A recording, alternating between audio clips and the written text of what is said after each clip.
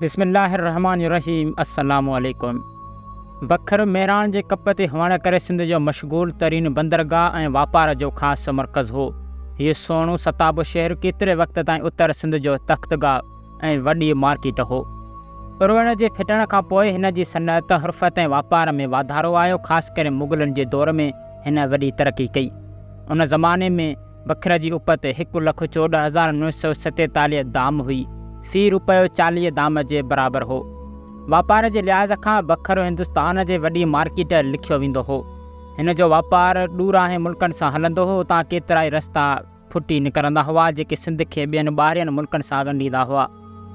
उत्तर हिंदुस्तान ऐं विच एशिया सां जिन रस्ते वापार हलंदो हो उन्हनि खे हीउ शहर ॻंढींदड़ हो।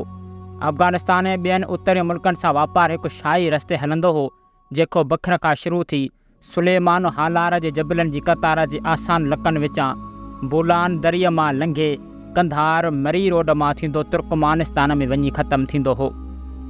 डॉक्टर बालकृष्णा लिखे थो त आगरे खां माल उठनि ते बखर ईंदो हो जितां पोइ ठटे ऐं लहारी बंदर मोकिलियो वेंदो हो।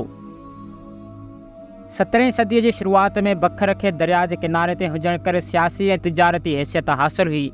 मुख़्तलिफ़ मुल्कनि जा ॿेड़ा हिन बंदर ते माल आणींदा ऐं नींदा हुआ। हितां जूं बाज़ारूं हर वक़्तु माल ऐं माण्हुनि सां भरियलु हूंदियूं हुयूं।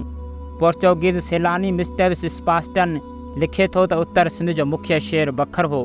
सोणू शहर हो जंहिंजी चौधारी चमन ऐं बाग़ बाग़ीचा हुआ। संदसि बाज़ार हर कंहिं क़िस्म जे माल सां भरपूर हुई। हिन जी आबहवा वणंदड़ ऐं पाणी मिठो हो।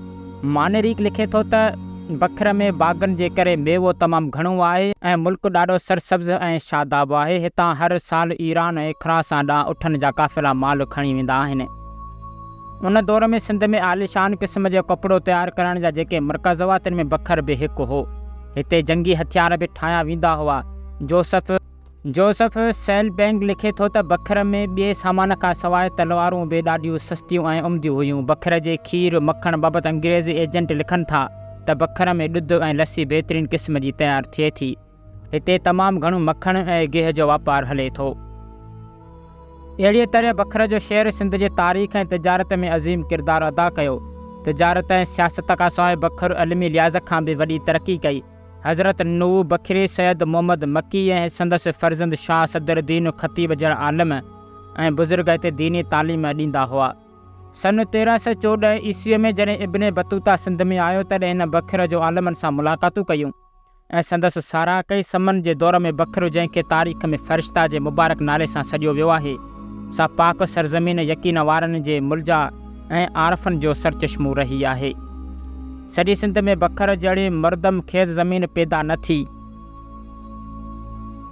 हिन धरतीअ जा माण्हू सैर ऐं सफ़ाई जा कोॾिया इल्म परोर ऐं लियाकत जे ॻोल्हा में मशहूरु हुआ। गर्मीअ जे ॾींहं में पाणी जे चढ़ण ऐं मेवनि जे पचण जी मौसम में नंढा वॾा सरदार गुआ नौकर मर्द ऐं ज़ालू बाग़नि में ख़ुलवतनि ऐं महफ़िलनि में ॾींहं गुज़ारींदा हुआ।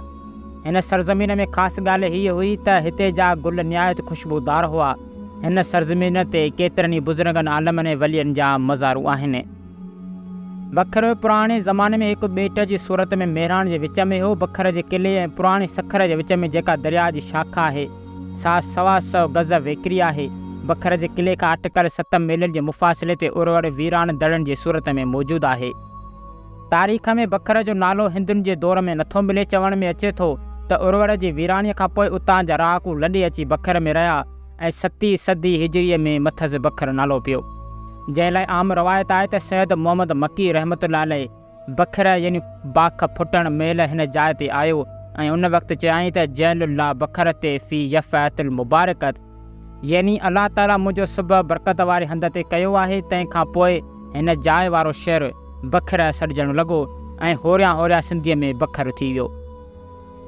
बखर पुराणे ज़माने खां वठी पंहिंजे क़िले खां मशहूरु आहे जेको सिंध जे पंजाब ऐं उभरंदे जे काहन खां बचाव जो दरवाज़ो हो। उन जे फतेह खां पोइ पंजाबी या उभरंदे खां काए ईंदड़ दुश्मन अंदरि सिंध ॾांहुं थे वधिया। हीउ क़िलो अब्बासी ख़लीफ़े हारून रशीद जेको सन 170 हिजरीअ में तख़्त ते वेठो ऐं तामीर करायो ऐं शेख अबू तुराब जे हवाले कयो। उन ॾींहं खां पोइ बखर जे क़िले ते मुख़्तलिफ़ बादशाहनि ऐं हुकुमराननि पे काऊं कयूं पर हीउ शहर पाण खे सालिम रखियो आयो। सरकार जे सूरत में हो, जंहिंखे 8 परगणनि में विरायो वियो, जिन मां 5 मेहरान जे खाॿे कप ते ऐं 3 साॼे कप ते वाक़िआ हुआ। बखर जज़ीरा नुमा किले वारो बंदरु हो, जेको सिंधु नदीअ जे वहिकिरे जे विच में चुन जे टुकड़नि ते अॼियल हो। नदीअ जो वहिकिरो ॾखण तरफ़ अटिकल 50 मीलनि में वञे थो।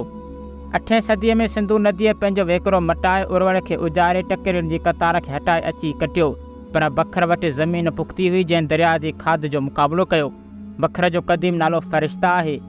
त इंशाअल्लाह उम्मीद आहे त अॼु जो हीउ वीडियो अवां सॼणनि खे ज़रूरु पसंदि आयो हूंदो। त वीडियो खे लाइक कयो ऐं असांजे हिन यूट्यूब चैनल खे सब्सक्राइब कयो। त मिलंदासीं अहिड़े दिलचस्प हिस्ट्रिकल वीडियो में। तेसिताईं असांखे ॾियो इजाज़त। अल्लाह हाफ़िज़।